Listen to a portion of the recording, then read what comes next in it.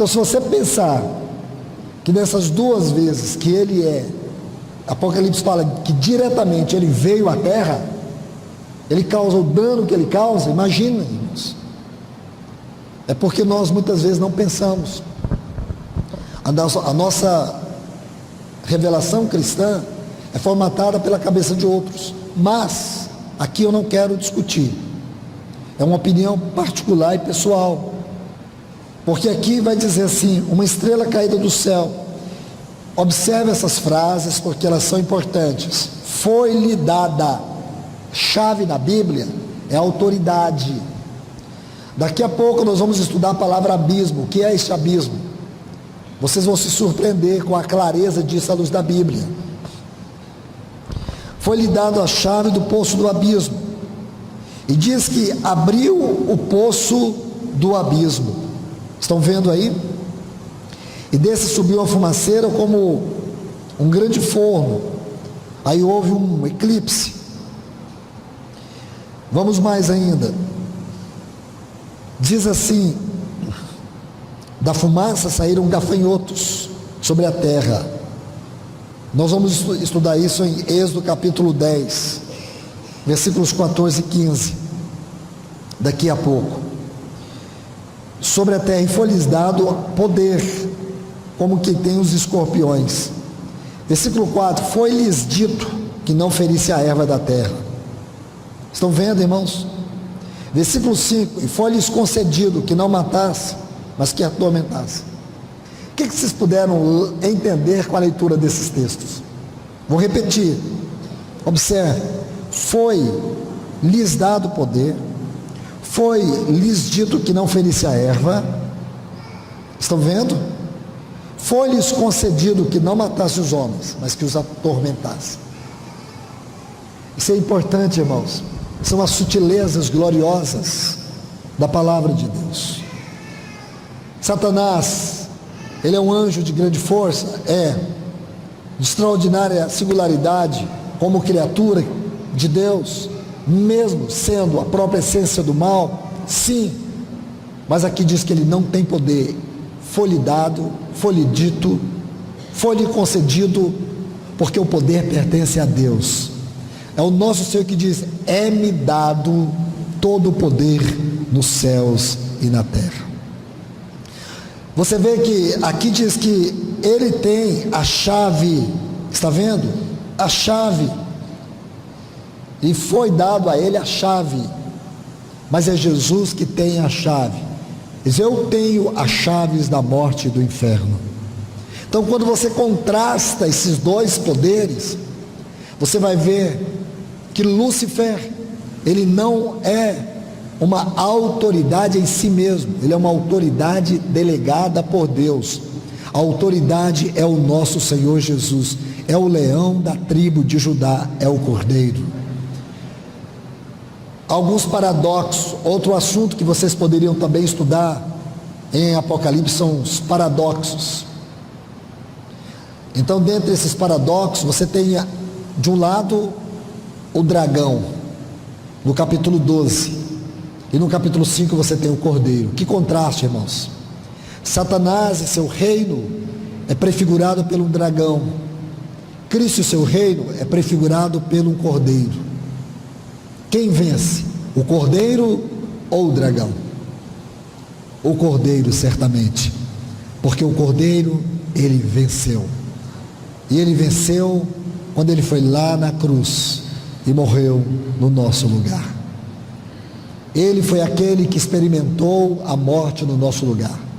Ele foi aquele que entrou na morte, destruiu o seu poder, desceu às profundezas do abismo, tomou a chave da morte e do inferno, pregou aos espíritos em prisão, ressuscitou por nós, ascendeu por nós, está sentado no trono por nós e voltará para nós.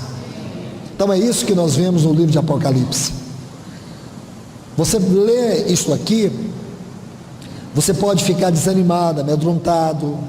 Não fique, não fique. Você vê essas figuras demoníacas surgindo. Imagine, olha a autoridade. Vocês têm autoridade não de matar, mas de atormentar. As pessoas sentirão nesse tempo atormentadas, irmãos, uma crise financeira sem precedentes. Do que valerá o dólar, o euro, essas moedas que escravizam as pessoas? Que vai adiantar todo o capitalismo da Europa, toda a riqueza?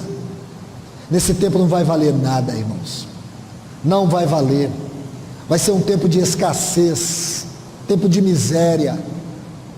Aí muitos cristãos, como eu já vi falar, irmãos, temos que ter porões nas nossas casas. Para quê?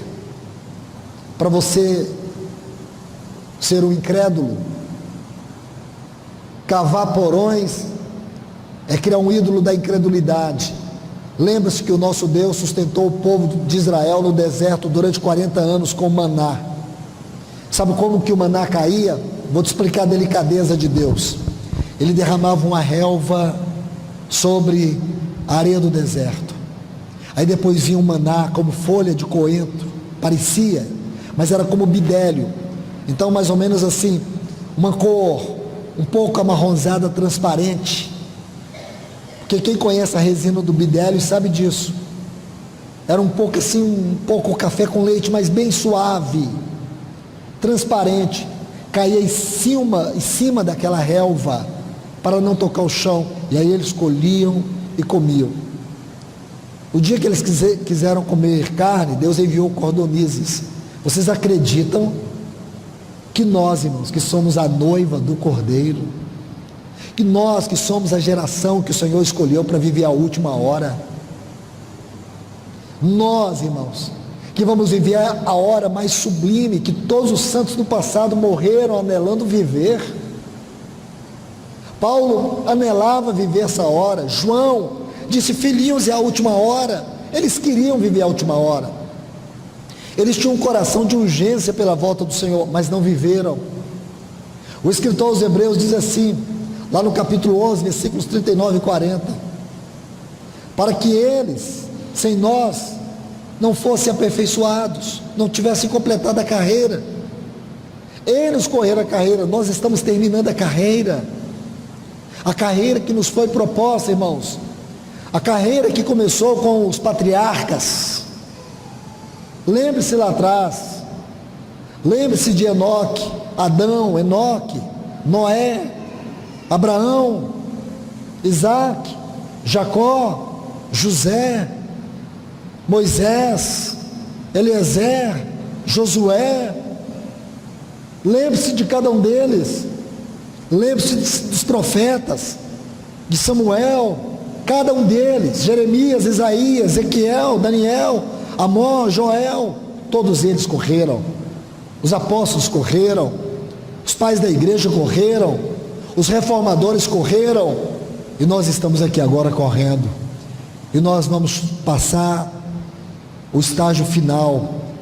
O escritor aos Hebreus chega a dizer assim no capítulo 12, que nós estamos cercados de uma tão grande nuvem de testemunhas.